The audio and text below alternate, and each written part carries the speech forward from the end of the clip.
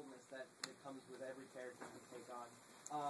What was a certain boldness weight of emotion you found with this character in this film? Very kind of you, thank you. Nice way to start. He was not that other characters I played are less complex, but he was a particularly complex individual, and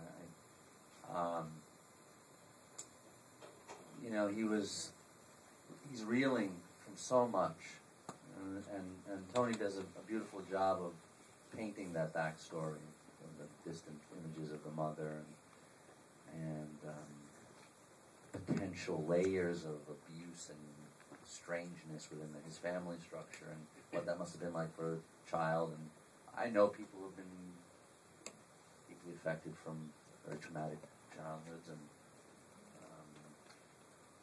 it's very hard to overcome those things in life.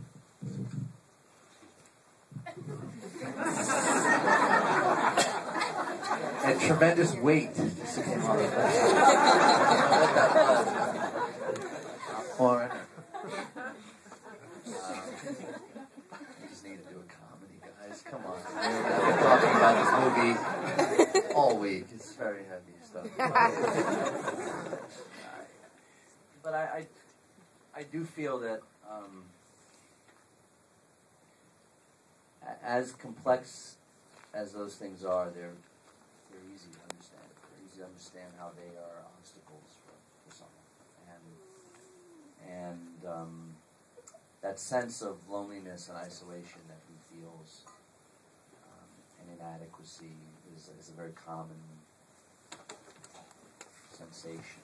And yet, the people that do feel that way feel very alone. But they're not alone. And I'm drawn to characters with that kind of fragility, and both that fragility and the harshness and their flaws. We're all flawed, and it's awful when I read scripts and the characters are.